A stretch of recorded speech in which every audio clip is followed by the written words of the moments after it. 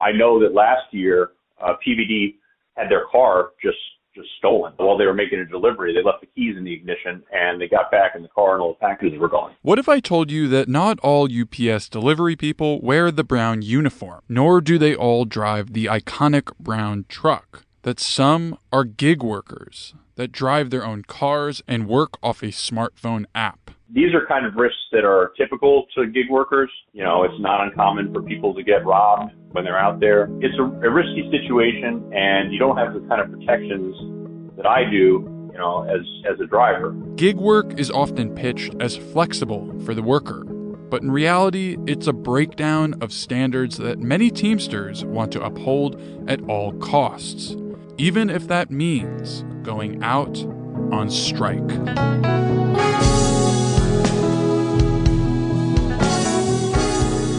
Hello, my name is Teddy Ostro. Welcome to the Upsurge, a podcast about UPS, the Teamsters, and the future of the American labor movement. This podcast unpacks the unprecedented labor fight this year at UPS. In July, the contract of over 340,000 UPS workers will expire, and if those workers strike, which is a real possibility, it will be the largest strike against a single company in U.S. history. The Upsurge is produced in partnership with In These Times and the Real News Network. Both are nonprofit media organizations that cover the labor movement closely. Check them out at inthesetimes.com and therealnews.com, where you can also find an archive of all our past episodes. And now, our short episodic plea. We are a listener-funded podcast. We cannot do this work without you. And it is a lot of work. So please, if you like the show and you have a few bucks to spare every month, head over to patreon.com/upsurgepod and become a supporter today. You can find the link in the description. Also, we have one more free one-year subscription to In These Times magazine for the next person to sign up to our Patreon. So go and snag it right now. All right, on to the show. Again, we're coming to you with a two-part episode. First, an update on what's been going on in the contract campaign, which has been a lot. The Teamsters gave UPS 2 deadlines for their last, best, and final offer on their economic proposals, and UPS didn't make either of them. Could a deal materialize, or is a strike imminent? We asked veteran labor journalist Stephen Franklin. In the second part, we covered a major issue UPSers have been organizing around. That is, of course, UPS's use of gig workers to deliver packages, and subcontracting more broadly. The short of it is, the corporation wants to take solid union jobs and make them precarious, non-union ones. Stick around to hear what Teamsters and the gig workers themselves have to say. I view gig work as a scam. In reality, you're like just a tool for the company to shift liability and maintenance and all these other costs off themselves and onto you. But the update first. A lot has happened in negotiations since our last episode. The most recent news is that bargaining between the Teamsters and UPS has broken down. It appears that a strike may be imminent. We'll get more into the details, but first we want to bring you to what's happening on the ground. We noted it last episode. Practice pickets are sprouting up across the country. That's right, basically pretend picket lines. And since negotiations have broken down, the union has vowed to up the ante. Chris Wallace, the package car driver from Local 89, we spoke to in episode 4, was nice enough to bring us to his local's practice picket at the enormous Worldport Air Hub in Louisville. Teamsters! Teamsters!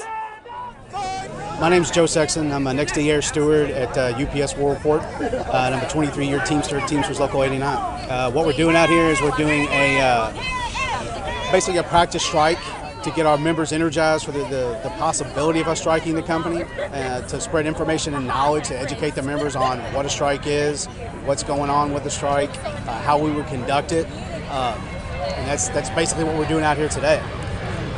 For those of you who haven't gone on strike before, it may seem pretty simple. You just stop working, stand outside your workplace, hold a picket sign, and walk around in circles, maybe do some chants. It's more complicated than that, but that is kind of what you do on strike. But even that, for an inexperienced workforce, can take some practice. I saw it firsthand at Local 804's practice picket in Brooklyn. We're going to walk past all the way to the beginning of this area here and then walk backwards. We're walking side by side. Nobody's walking out that way. And we're going to go this way. It's going to be tight, but that's the point. because when we're picketing for real, we're on that one little street. So it's got to feel real. There's not going to be room to go around trees. There are tried and trusted methods to bolster the impact of a strike. First and foremost, keeping people from crossing the picket line. If UPS can keep its packages flowing, the workers pretty much have no leverage. But there are some legal liabilities, and strikers have to make sure that they keep out of trouble. Back to Louisville. All right, can you hear me now? Yeah, okay, here we go. All right, so my name's Cody. I'm the attorney for the local, and I just wanted to talk a little bit about how to keep the picket line lawful, right? The company, if you all do go on strike, if we do go on strike, the company is going to allege in some form or another that our picket would be unlawful. So Local 89 engages in lawful pickets, right? Right. So in order to do that, there's certain things that you all have to do. Number one is you have to stick together. That's the biggest thing. Everyone has to stick together. The other thing is all you have to do is look on social media and you'll see that every day the Teamsters strike threat becomes more and more credible.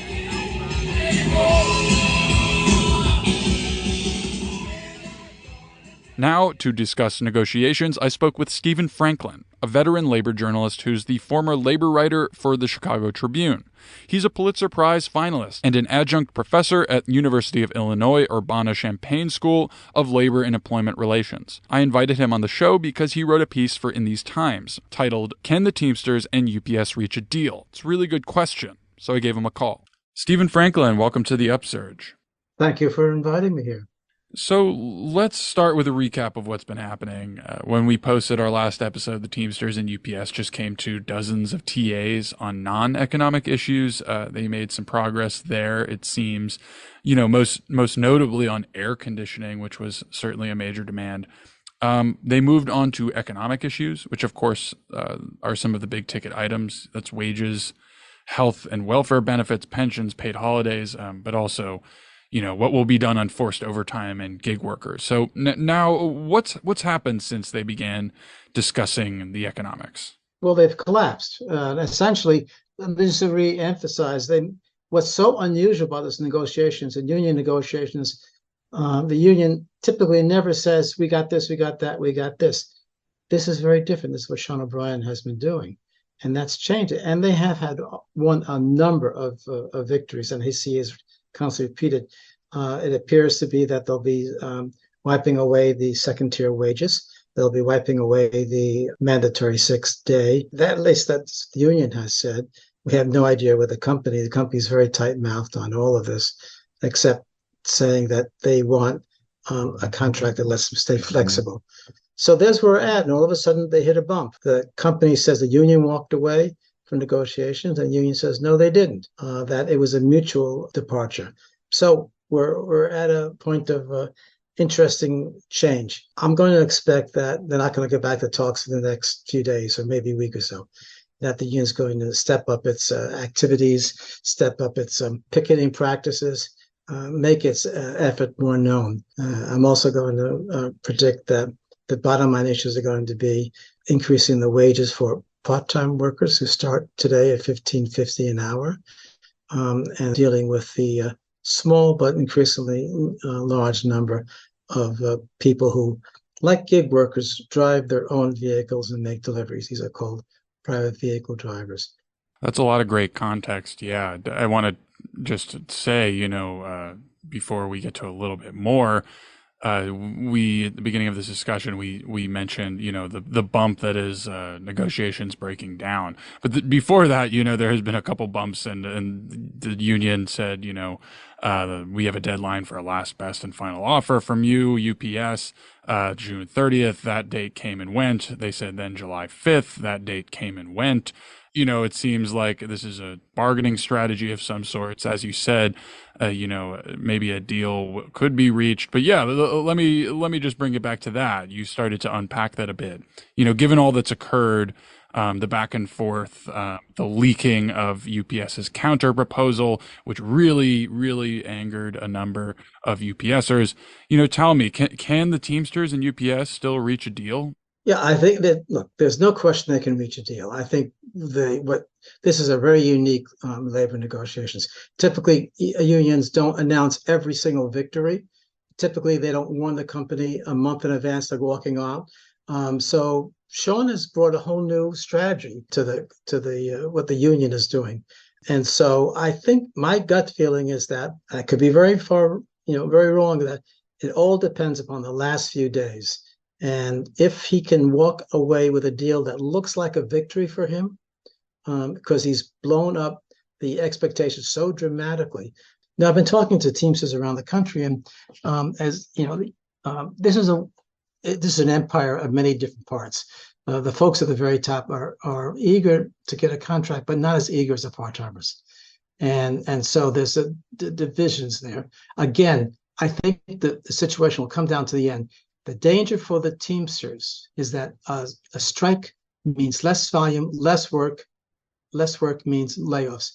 The company has been laying off workers. And the explanation of the workers here is that the strike is coming, but volume is down.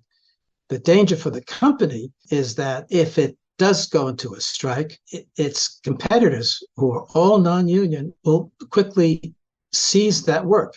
So I think both of them are going to tip up to the edge. The company must show it's flexible, it can make money, and there are several reasons why it needs to make money in a declining market, and that's very important. The union, Sean may have made a mistake in setting such high goals, but if he emphasizes again, as he repeatedly has, great victories on non-economic issues, some apparent victories on economic issues, it's been a success. The union has won a lot. They scared the company into that. He can walk away. It all depends on how he promotes it, and then ultimately how it goes back to the membership. Remember, the last time the membership voted in 2018, they thought it was a stinky deal, and they voted it down. And then the union said, "I'm sorry, we don't listen to workers," so they overruled that. So that's how I see it. Talk about the importance of this for the Teamster membership getting a good deal, and beyond that, whether it's a good deal with no strike or with a strike, what does this mean for the labor movement? Well, for the union and for the labor movement, remember, it was only in about the 1970s we saw the introduction of two-tier wages, and so the UAW collapsed on that issue, and so did many other companies, and also the collapse of pensions. That has not happened with the Teamsters. They still have their pensions, but there's a two-tier wages. So the union needs to push back against the two-tier wage system. That is a critical thing. All because, again, when you look at, if you start, I was talking to a Teamster yesterday, and she's been on the job for 11 years as a part-timer, and she makes $20 an hour. It's not a lot of money. And she says she can't live on it. Most part-timers work 2 or 3 jobs, if possible, just to get by. Why they work as part-timers for many is that they get this great insurance policy. So it's a golden handcuffs. So for labor, what the Teamsters are doing is what the UAW may do, is that take on an aggressive populist approach. If they can win, it'll send a message back to unions that have been, again, slipping backwards on their heels, trying to survive, making small gains, that you can stand up and do these things. The problem, though, is that the dialogue for the last 20 years has really been dominated by what companies have to say. We are competing globally, which in many cases is bullshit. When American companies dominate the world, as Caterpillar did for many years, it wiped away the victories that the UAW had. And so two-tier wages, loss of pensions, the inability to set a broad scale, for other companies, all of this is at stake. And if the Teamsters can win, then maybe the UAW, although they're going to have far more difficult problems because their auto companies are not as stable as UPS. Despite the great publicity about the fights for organizing barristers and folks at smaller companies, blue-collar large unions have not won major victories in the United States. And that's where this can be very important. There's a long trail of who will benefit from this. If the Teamsters win, it will benefit unions. If unions win, it will benefit the Democrats. it may show unions may have a point. And the failure of blue-collar workers to show allegiance or support, as they once did for Democrat votes, will be returned in some way. So I think there's a whole string of potential impacts here. At the same time, there's a string of potential losses. So it's a risky situation. Stephen Franklin, thanks for joining me on the Upsurge. Thank you for inviting me. Bye.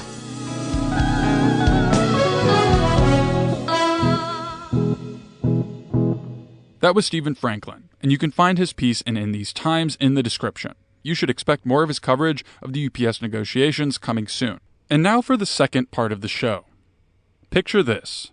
You ordered something online and you see that UPS is shipping it. It'll come in a few days. You're waiting anxiously at home and suddenly someone pulls up in your driveway in a Toyota.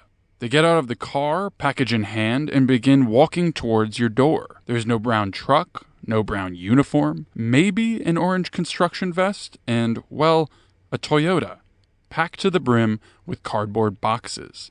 How the heck can they see out their back window, you wonder? That person that you just saw isn't a typical UPS worker. They're called a PVD, or a personal vehicle driver. They're called that for an obvious reason. They deliver UPS packages out of their personal vehicles, and they work through a smartphone app, kinda like other gig workers, like Uber and Lyft drivers or DoorDash delivery people. In this episode, we're going to dig into these mysterious PVDs. You'll hear from some UPS package car drivers. Now, the first thing I thought was, hey, I wouldn't be tearing up my car like that. And you'll hear from a PVD themselves.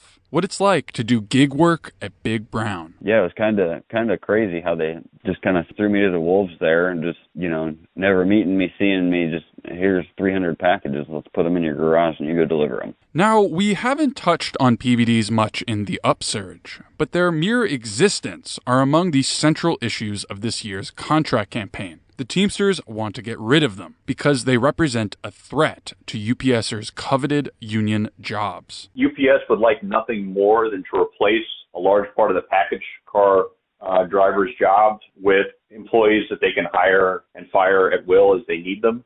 But the problem isn't just PVDs. The problem is also subcontracting in general, or hiring non-union workers to do union work. The Teamsters see this as an existential threat. The loss of jobs has been extremely hazardous, and it's causing turmoil, anxiety, desperation. It's causing heartache. There's not that much information out there on PVDs. I struggled to find even a figure on how many there are, but they certainly reach in the thousands. So this wasn't the simplest of episodes to make. My intuition was first to go talk to some package car drivers. After all, they are the ones who interact with PVDs the most, and it's their work that's being taken by people in their personal vehicles. So I called one. Demetria Shaw. Everybody at work calls me D. Shaw. Demetria has been a package car driver for 15 years in Atlanta, Georgia, out of Teamsters Local 728. We spoke as she sat in her car between errands, with her young son in the back seat. I asked her to tell me about when she first became aware of these gig-like workers at UPS. She said it was roughly 5 years ago. I would see them at the gate, waiting to come in or pulling in, waiting to fill up their cars. Now, the first thing I thought was, hey, I wouldn't be tearing up my car like that. But technically, in the beginning, I really didn't think anything of it. Demetria wasn't alone. PVDs started to appear around the country during peak season. That's around the holidays when delivery work gets really busy. They've been around as early as 2017 in some areas. And as the years went on, drivers started to see more and more of them every peak. The problems started to become evident. So my idea changed once the less senior drivers, were getting off early. And I kept asking, why are these people getting off so early? What is the thing? Normally during peak season, workers would expect a decent amount of overtime.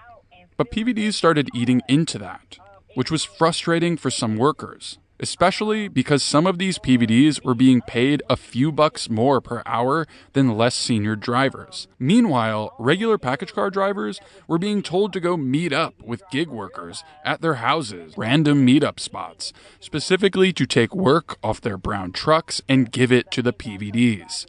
So it started to be an issue. You're taking thousands of packages to these, pods for these people to pull up and load their cars and trucks up. It was crazy.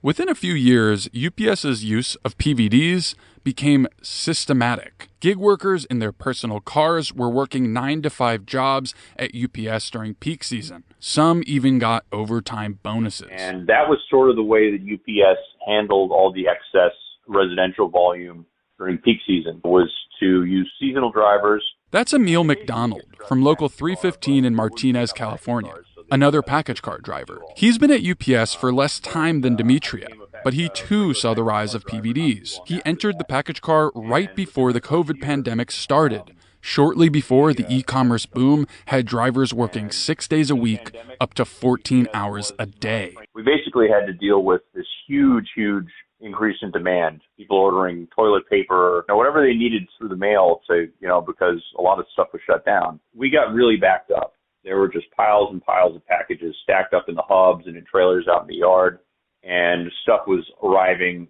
like a week late. And you'd go out there and you'd hit your maximum hours, and you'd still have 40, 50 packages left on your truck when you got back to the building. The explosion of volume was untenable. Something had to give. And after a while, my understanding is that in many places, including mine, the union was able to come to an agreement with the company to use PVDs to help get through some of this excess volume. Peak season is when UPS is contractually allowed to use seasonal drivers.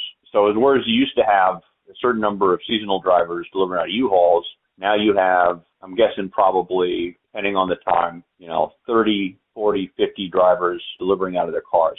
The rise of PVDs caught many locals off guard, but Emil explained that a lot of drivers actually appreciated the help. During peak season, they no longer were working 12 to 14-hour days, struggling to finish their delivery routes to get home at 11 p.m. at night. During the height of COVID, there was so much work that some Teamsters locals agreed to let UPS use PVDs year-round. And the practice still stands. But for many drivers, it started to get excessive. According to Emil, some UPS package car drivers, their entire route was simply dropping off packages to different PVDs instead of just delivering those packages to homes and businesses themselves. Emil and other Teamsters activists started seeing this gig work for what it was. I'll tell you, with PVDs, a lot of drivers understand the threat that this poses to our work over the long term. UPS would like nothing more than to replace a large part of the package car driver's job,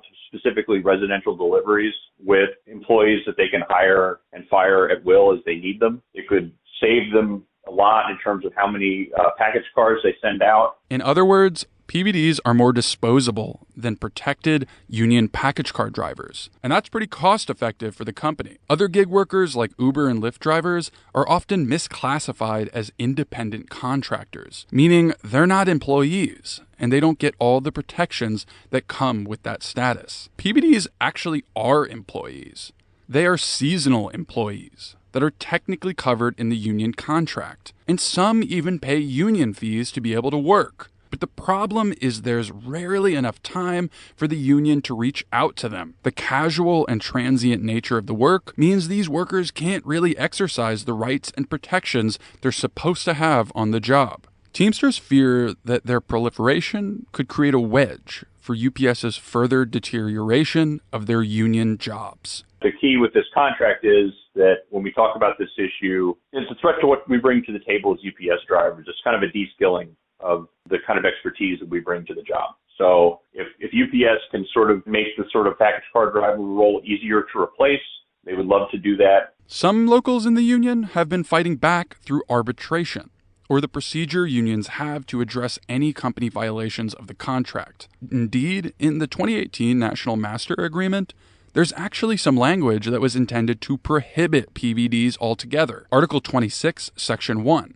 quote, "No package car driver shall be forced to use his or her personal vehicle to deliver packages," end quote. Clear as day, right? And that was reflected in some arbitration wins by the union at Local 804 in New York and 710 in Chicago. But nonetheless, the practice has continued. And many UPSers want stronger language in the next contract to put an end to PVDs once and for all. Now, we've been talking a lot about PVDs, but I also wanted to talk to a PVD. After all, it's these drivers that are working the apparently deteriorated version of the delivery position. I started at PVD, I think it was summer or winter, October-ish, November of 21. That's Chris Weathers out of Lafayette, Indiana. He was a PVD in the peak of 2021, and he first heard about the gig when his friend posted about it on social media. He put something on Facebook that UPS was offering, a bonus. I was like, yeah, hey, I could use the money. So I did that, and I put my application in, and literally like 2 days later, I was delivering. The whole thing was pretty informal. Chris wasn't even interviewed. He applied. Then the next day, Todd had called me, my center manager, and he's like, hey, can you start work? And then I was like, what do I do? Do I come in? What do I do? And he's like, no, we'll just drop your packages off at your house tomorrow, and then they'll come with a phone. There really wasn't much guidance. UPS's system for dealing with PVDs is different around the country. Some get more guidance than others, but for Chris, there was barely any training, no orientation, nothing, which was strange to him because it's a pretty physical job, and it's easy to hurt yourself carrying heavy packages. I didn't go to center, nothing. I was blind, They showed up, and the kid that was dropping the stuff off to me, he's like, yeah, I don't have a phone for you or anything. And I'm like, well, how do I know what to do? And he's like, maybe they're coming, maybe they're not. So, it was kind of crazy how they just kind of threw me to the wolves there and just, never meeting me, seeing me, just here's 300 packages. Let's put them in your garage and you go deliver them. Chris learned the ropes pretty fast. He eventually was given a dyad, those electric scanners that UPSers have that make that beeping sound. Later on, UPS would make a phone app version with the same technology, so real dyads weren't needed. But Chris was never told much about his protections on the job. I didn't know what kind of contract they, what their rules and regulations, what they followed, what was in their book or anything. In a way, this was kind of par for the course. Many of the people who do PVD work are doing other gig work too, but it's often less consistent and more chaotic. According to Emil at his UPS hub, many of them are immigrants. Despite the lack of training, Chris thankfully had very few issues. It was actually a good gig.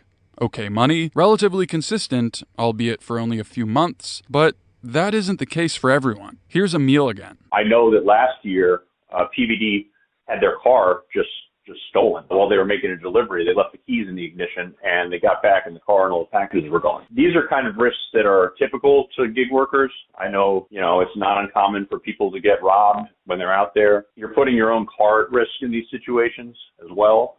It's a risky situation, and you don't have the kind of protections that I do, as a driver. Looking through social media from PVD drivers, you start to see the problems with this kind of setup. People know the iconic brown UPS truck, but it shouldn't be surprising that some people are suspicious when a person in a passenger car pulls up to their home unannounced. Stories emerged of PVDs being held at gunpoint, even shot at. Dog bites are common. Some workers in some areas get accident insurance from UPS, but others don't. And accidents aside, UPS isn't paying for other hidden costs, like oil changes, tune-ups, just the normal wear and tear of driving your car for a living. Like other gig workers across the economy, PVDs take on many risks and costs that normally would be the company's. After getting into the research for this episode, it became clear, however, that the PVD problem was just one facet of a much larger issue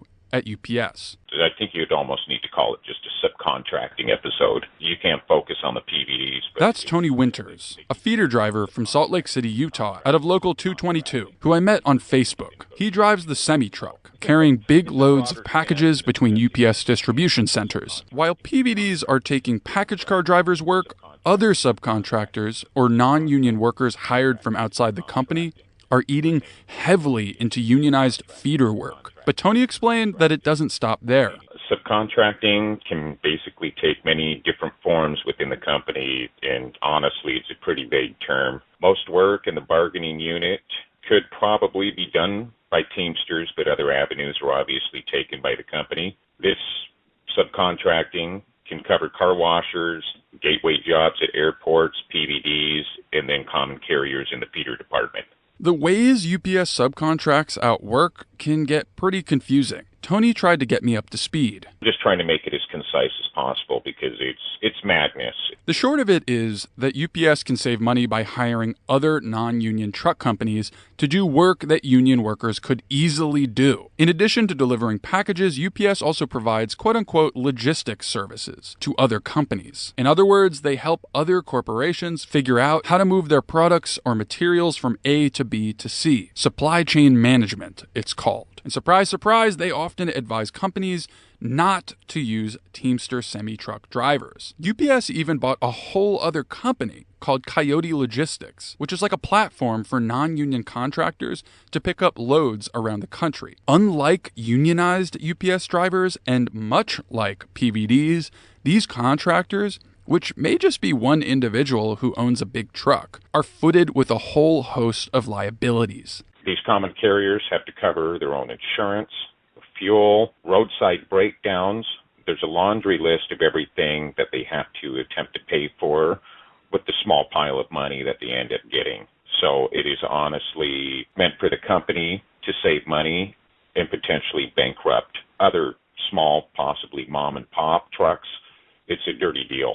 Now, some of this subcontracting is contractually permitted. The previous Teamsters leadership allowed UPS to get away with quite a lot. For example, UPS dispatches so-called sleeper teams. That's when 2 truck drivers are sent out on a 24-hour driving operation. One of them drives for 12 hours, then sleeps in the truck, while the other one takes the second shift. If normal union feeder drivers are available, UPS isn't allowed to use subcontractors. But because of the way the system is set up, it's very hard to track, which means UPS may be violating the contract constantly. Tony explained what this means for drivers. Just layoffs.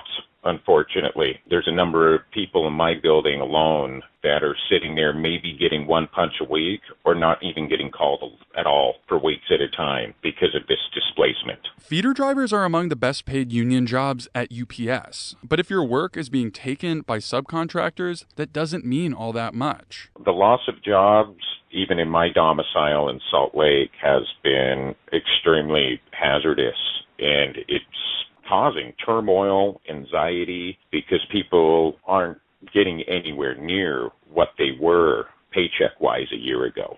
So it's causing desperation. It's causing heartache. I think it's absolutely could possibly be weaponized against the bargaining unit just to make them desperate to take whatever's offered. And it's so bad that some people have grown cynical and hopeless. It's purely done by the company to make people lose faith in their union.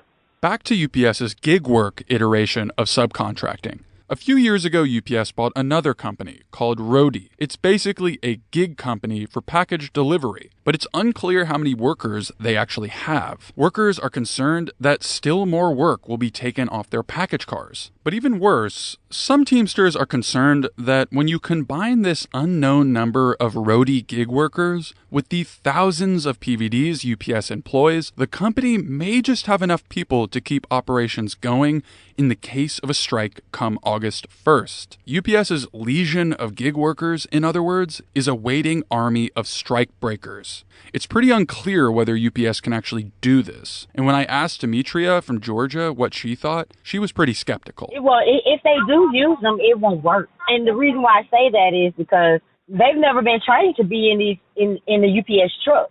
You know, they will have to go out and get trucks, or they'll have to try to figure out how to move all this volume. You're talking about people who, don't have no idea how to get out there and get it like we do. Will they try to use them? Yes. Will it work? No. We may just have to wait and see. And for supporters of the Teamsters Union, you may just have to hope that Demetria is correct. Back to Chris Weathers, the PVD you heard from earlier. He's actually not a PVD anymore. He's one of the rare few to go on and get a union job at UPS. He's now a second-tier package car driver at Teamsters Local 710, and he's aware that his experience as a PVD is the exception. I was more led to believe that it was more of a stepping stone, hey, you do a good job, this is your stepping stone to get in.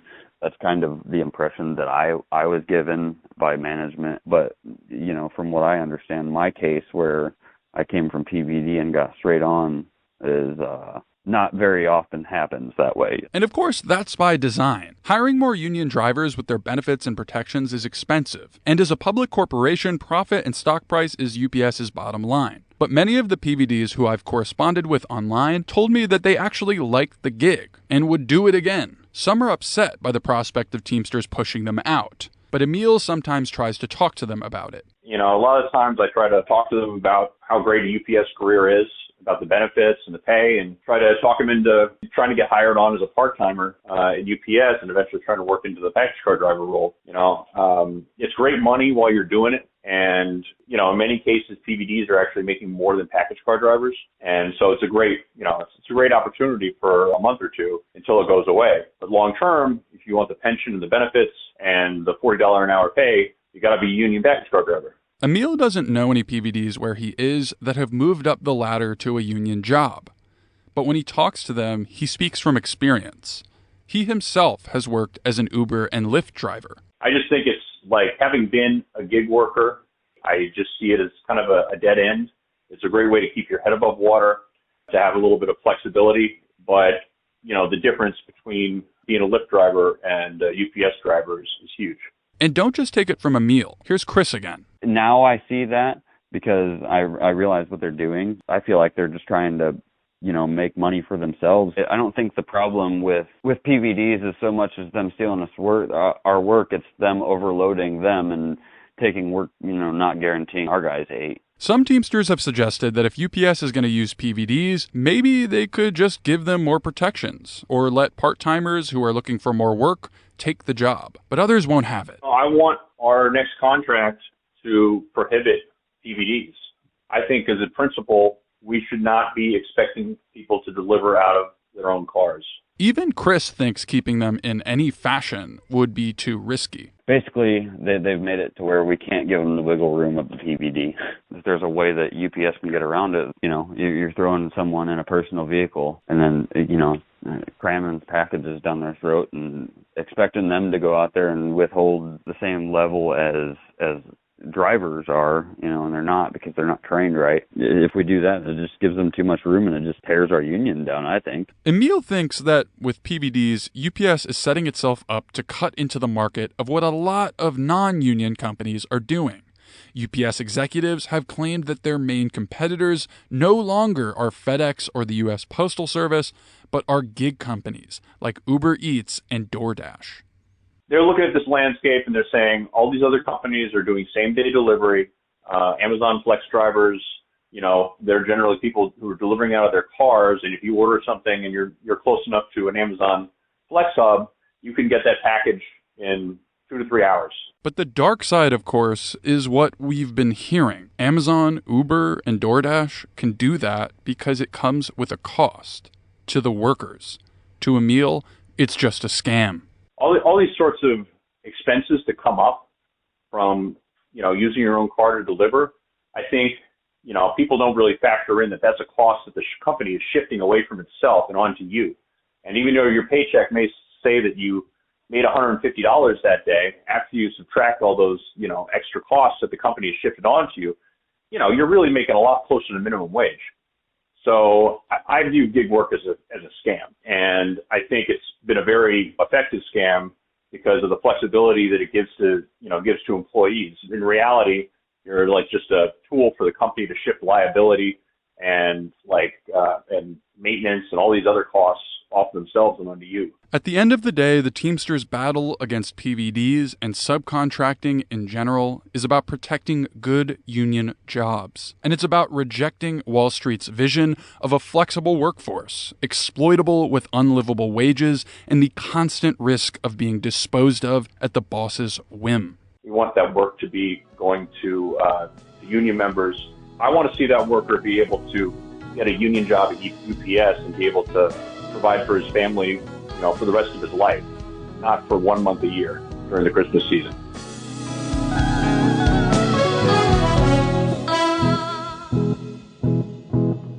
You just listened to episode 10 of The Upsurge. The Upsurge is produced in partnership with In These Times and the Real News Network. Both are nonprofit media organizations that cover the labor movement closely. Check them out at inthesetimes.com and therealnews.com, where you can also find an archive of all our past episodes. You can also show your support by sharing the episode on social media, giving us a 5-star rating, and writing a review. Follow us on Twitter at UpsurgePod and Facebook The Upsurge. You can also listen to us on our YouTube channel, The Upsurge. But the best way you can show your support is by becoming a patron of the show at patreon.com/UpsurgePod. We are listener supported and can't continue without you. You can find the link in the description. Thank you to all our Patreon supporters, but a very special thank you and shout out to our patrons at the business agent tier or higher. Shane Lynch, Greg Kerwood, Emil McDonald, Yoni Golajov, Jason Cohn, Jason Mendez, Richard Hooker, David Allen, Tony Winters, Justin Allo, Tim Peppers, Dan Arlen, Dimitri Legas, Juliet Kang, Rand Wilson, Randy Ostro, Mac Harden, Timothy Kruger, Nicole Halliday, Dee Bow, Ed Laskowski, Chris Schleiger, Corey Levesque, Martin Labutte, Dane Roll, Jeremy Brake, Matt Cooper, Marlon Russo, Martin O'Masta, and Andy Grote. All of your support means so much. The podcast was edited by myself. It was produced by NYGP and Ruby Walsh. Music is by Casey Gallagher. The cover art was done by Devlin Claro Recitar. I'm Teddy Ostro. Thanks for listening, and catch you next time.